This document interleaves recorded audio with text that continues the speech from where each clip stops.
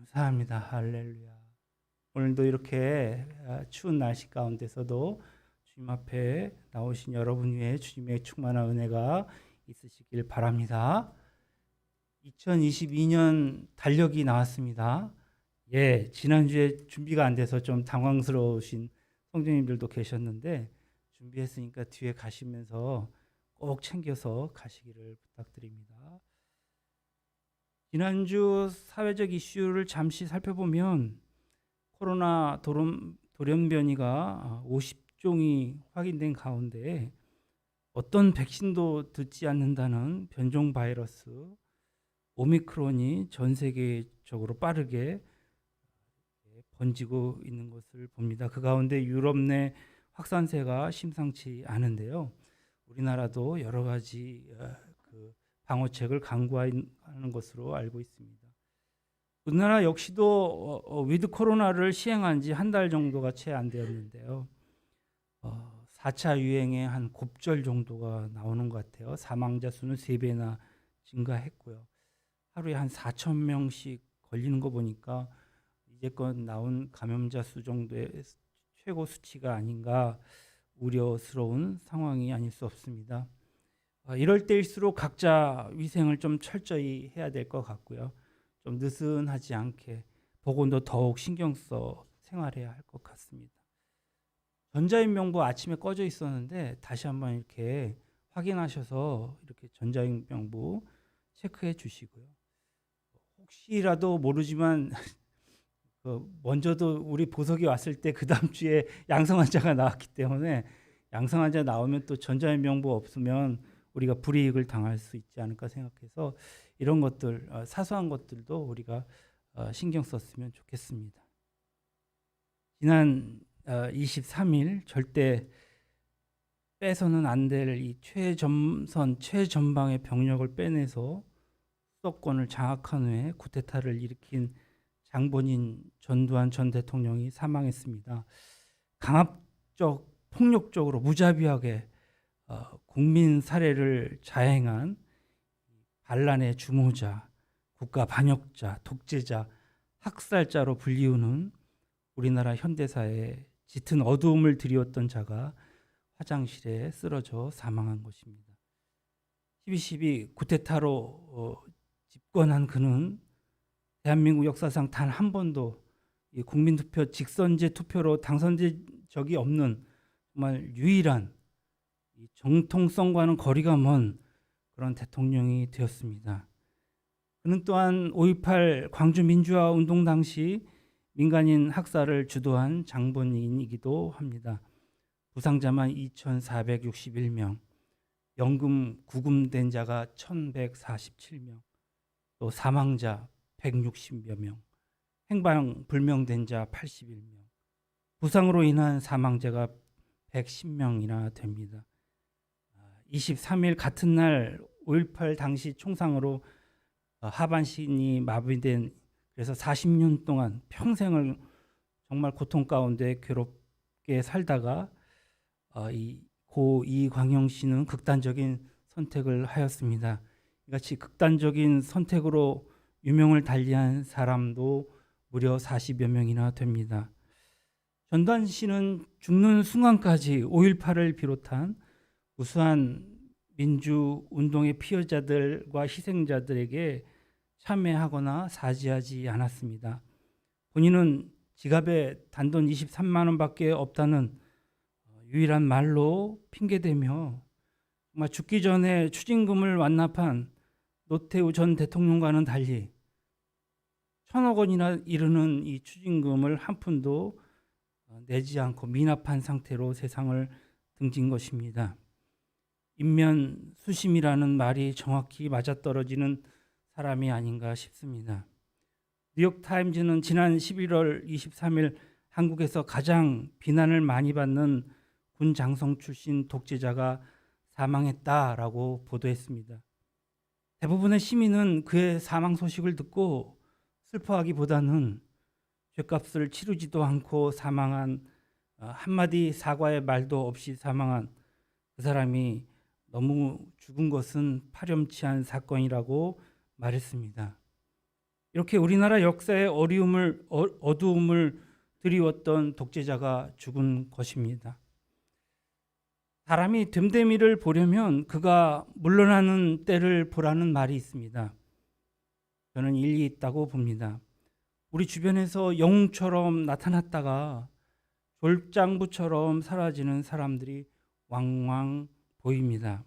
그들 대부분은 물러가야 할 때를 정확하게 읽지 못하고 머뭇거리거나 사리사욕에 빠져서 추태를 부리다가 만민에게 손가락질을 받으면서 무대 뒤로 사라진 것을 보게 됩니다. 우리가 보기에도 얼마나 민망한지 모릅니다. 이런 면에서 볼 때에 오늘 성경에 나온 세례 요한은 참으로 훌륭한 인격자가 아닌가 싶습니다. 그는 예수 그리스도를 위해서 자신의 명예를 완전히 주님께 드렸습니다. 본문을 보면 그는 그것으로도 부족해서 자기가 그토록 아끼고 사랑하는 제자들까지 전부 예수님께 양보하는 모양을 보입니다.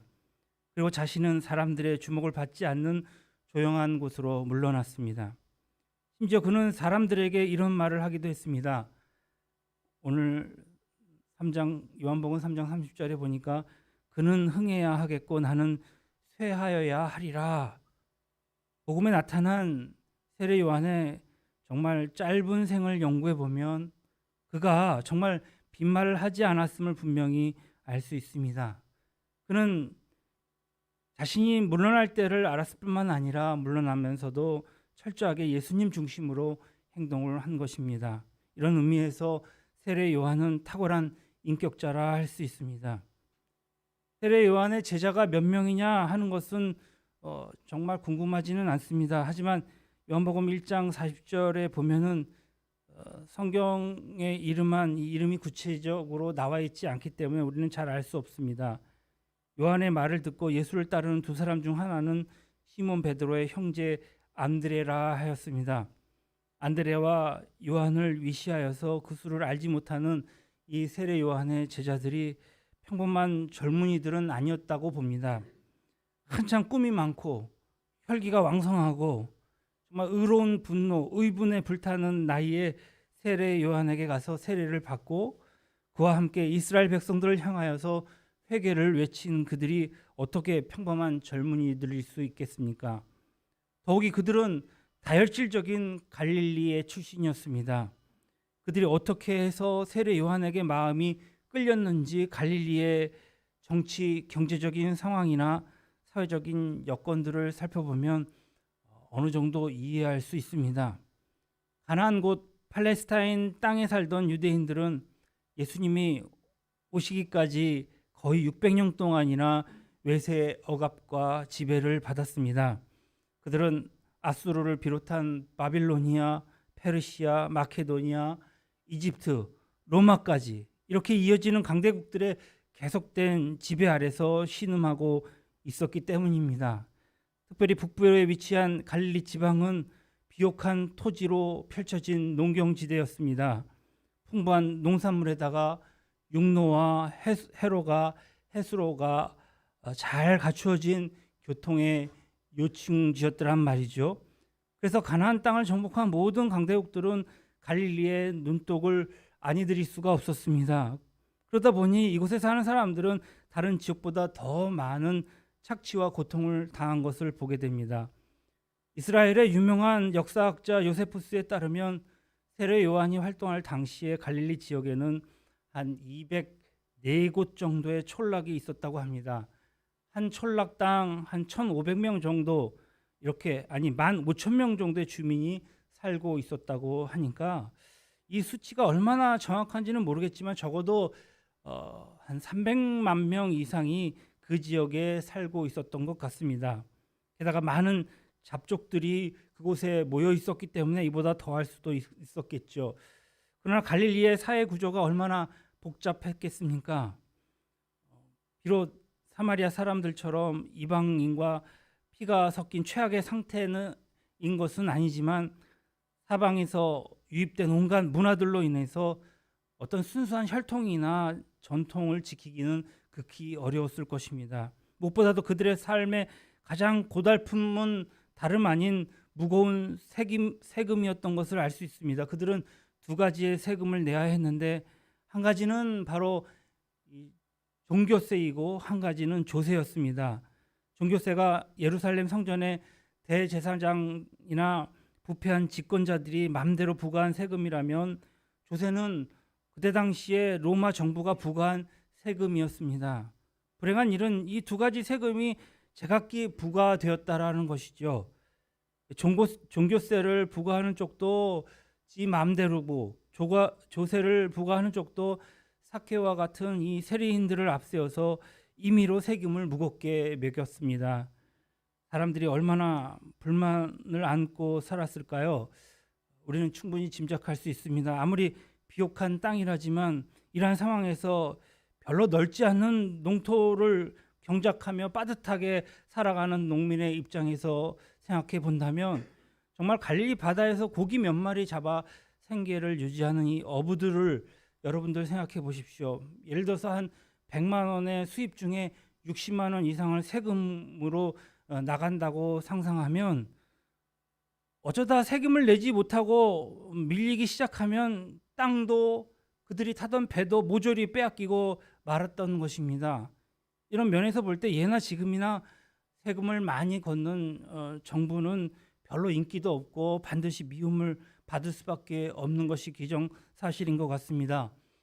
농사 짓던 사람이 땅을 빼앗기면 어떻습니까? 그것은 절대 빈곤으로 바로 빠져버리겠죠.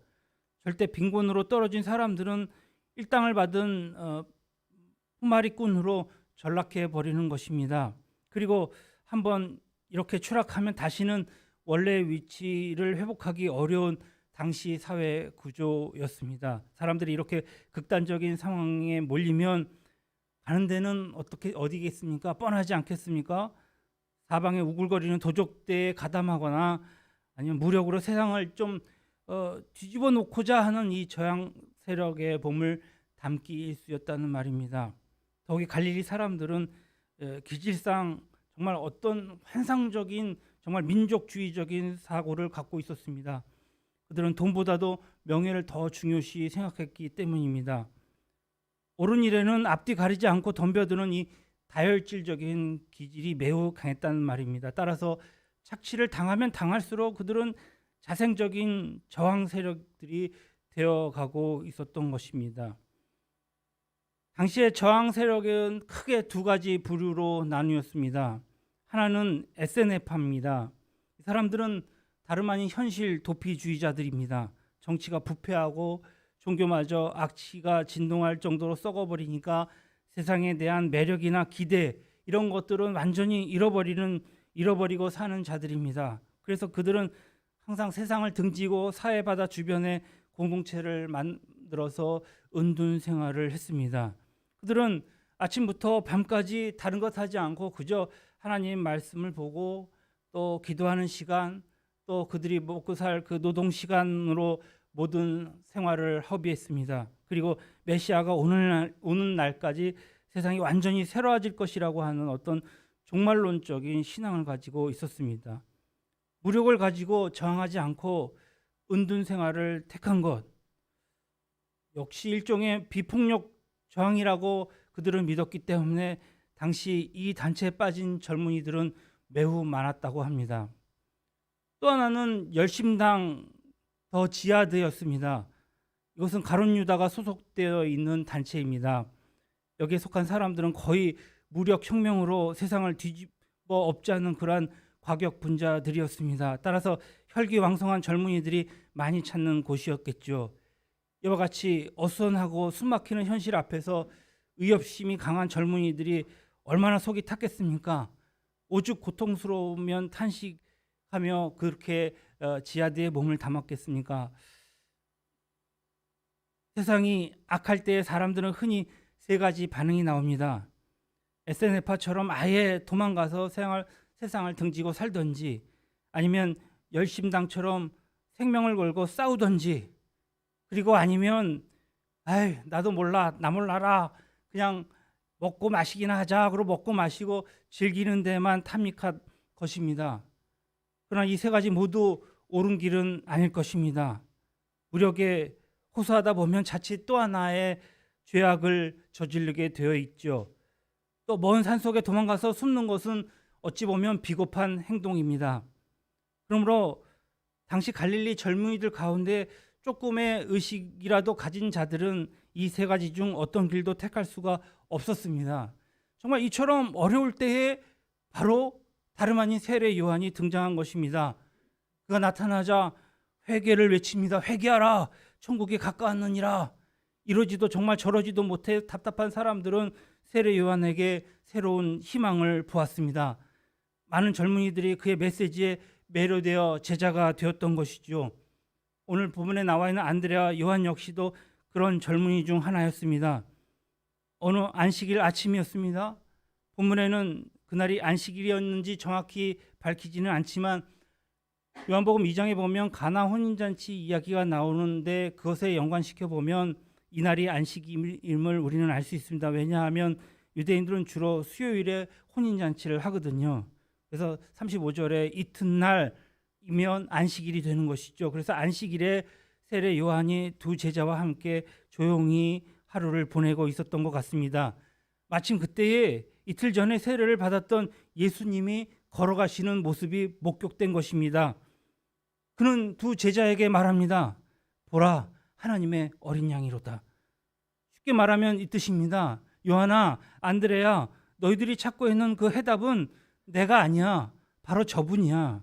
빨리 쫓아가 봐. 그 말을 들은 두 제자는 미련 없이 세례 요한을 정말 떠나버립니다. 인정에 끌려서 머뭇거릴 틈이 없었던 것이겠죠. 너무나 중대한 결정이 요구되는 순간이었기 때문에 그들은 뒤도 돌아보지 않고 예수를 따라가는 모습을 보게 됩니다. 예수님은 자기에게 온 이 두 제자를 보고 뭐라고 말씀하십니까? 38절에 너희가 무엇을 구하느냐? 무엇을 구하느냐? 안부를 묻는 얘기겠습니까? 무슨 일이냐? 왜 날 찾아왔느냐? 라고 묻고 계시는 것이죠. 이 질문에는 큰 의미가 있습니다. 예수님은 안드레와 요한을 잘 아셨고 그들이 왜 자기를 따르려 하는지도 알고 계셨습니다. 그럼에도 왜 물었을까요?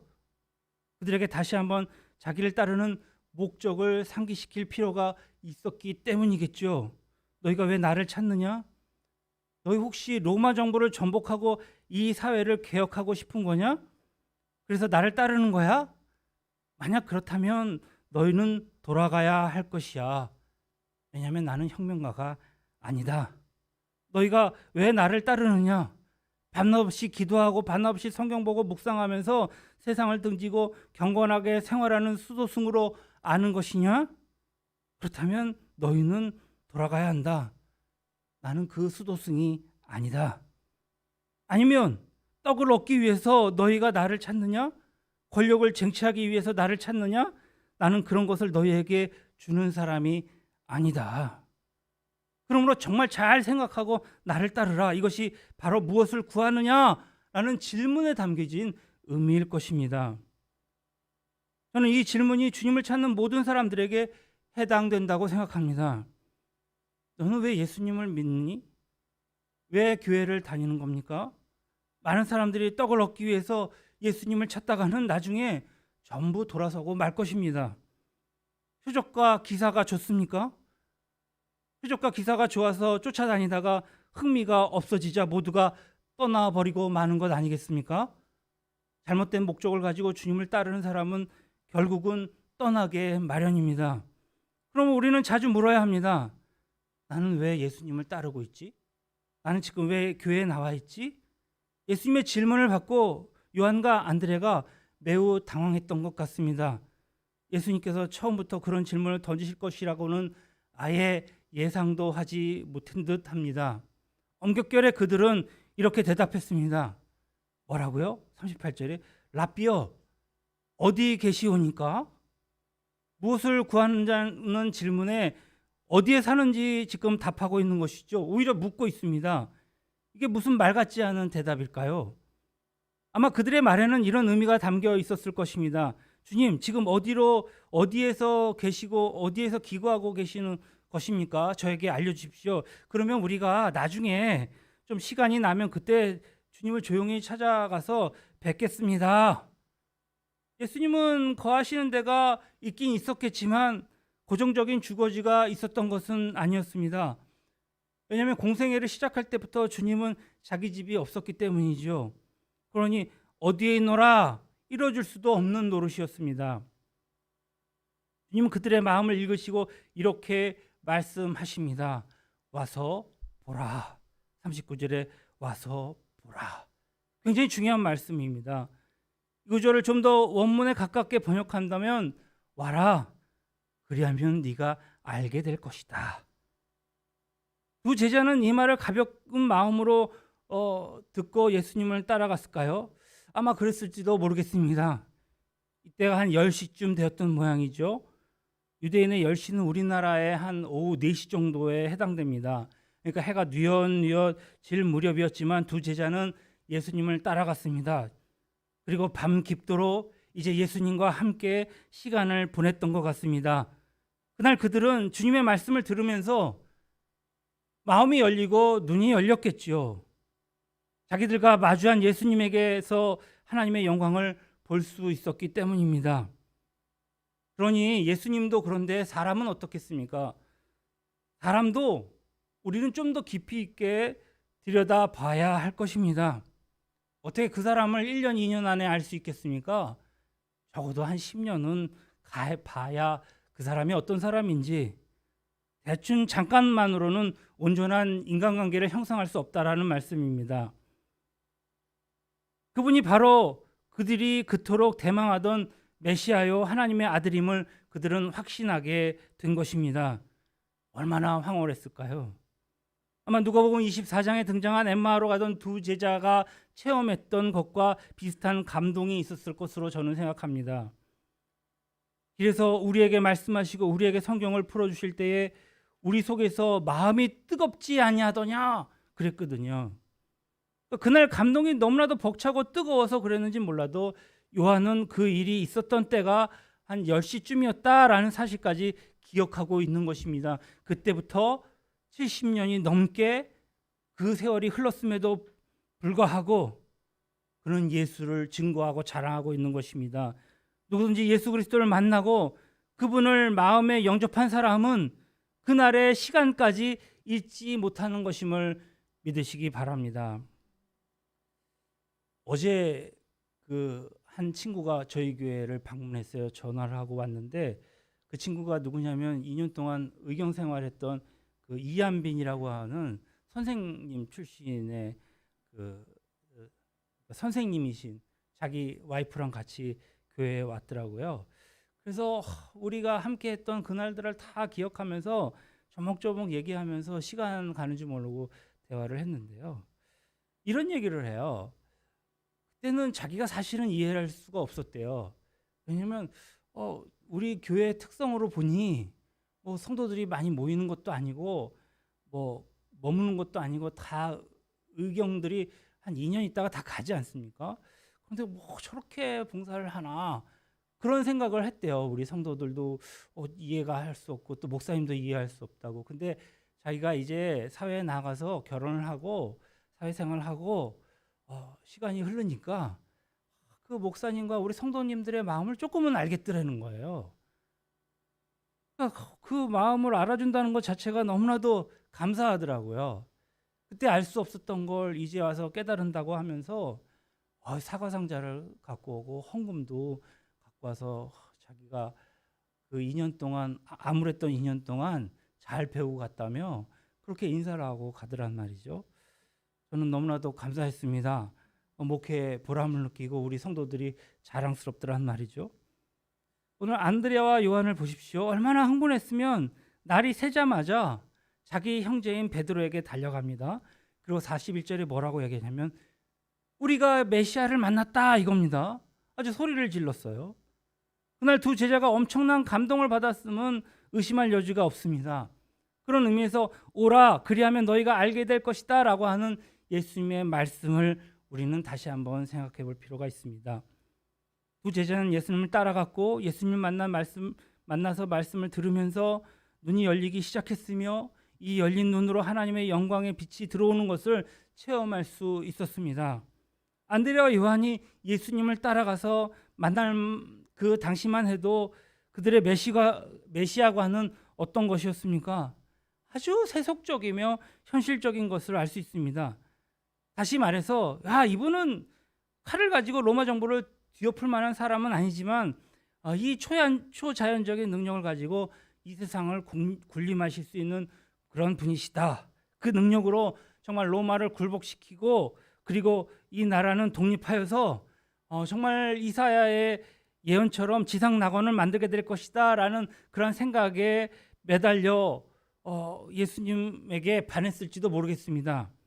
어떻게 보면 그들이 이 사회의 모든 악을 제거하고 좀 더 의로우면서도 살기 좋은 나라를 만들고 싶어하는 것은 그렇게 잘못된 생각이라 할 수는 없을 것입니다.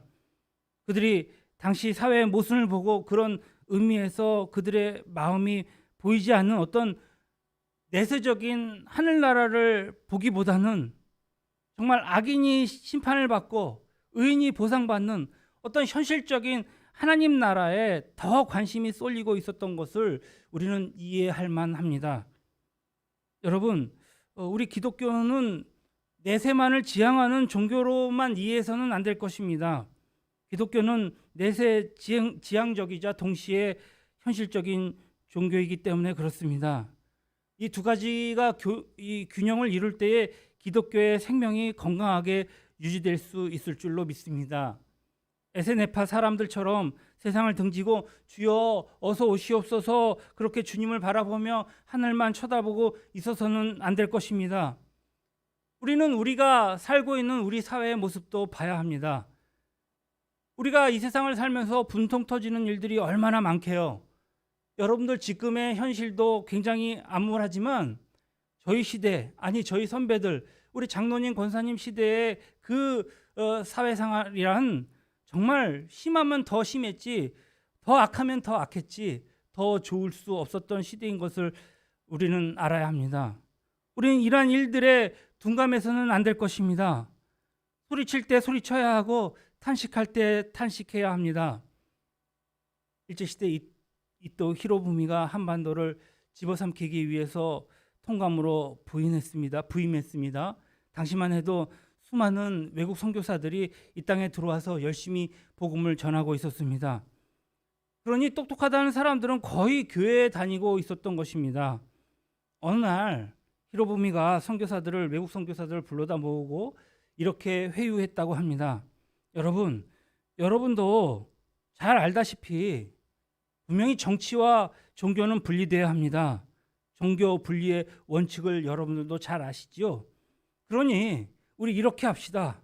지금 이토 히로부미가 얘기하는 거예요. 교회는 천국의 일만 전념하십시오. 일본은 땅의 일만 전념하겠습니다. 그러니 서로 간섭하지 맙시다. 그 말을 들은 이 외국 선교사들은 천국의 일만 전념하라고? 잘 됐어. 천국의 일만 전념하지. 그리고 복음 전하는 일을 계속해도 된다는 말로 순진하게 생각하고 그렇게 하기로 타협을 보았다고 합니다. 이 선교사들은 교회로 들어와서 이렇게 가르치기 시작했습니다. 여러분, 우리는 하나님 나라만 생각하고 하나님의 나라만 위해서 일합시다. 그래서 이런 일도 벌어졌습니다. 지금은 김일성 그 동상이 서져 있는 그 자리, 바로 장대현 교회에서 있었던 일입니다.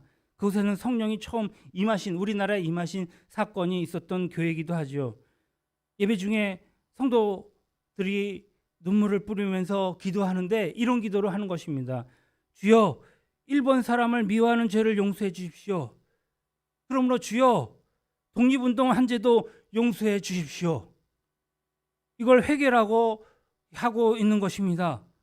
이렇게 막 독립운동 하는 사람들을 용서해 달라면서 법석을 떨었다고 합니다. 참 어처구니 없는 일이 아닐 수 없습니다.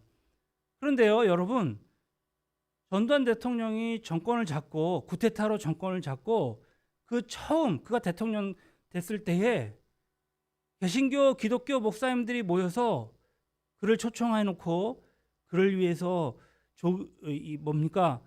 조찬 기도회를 하며 그를 축복해 준 것을 아십니까?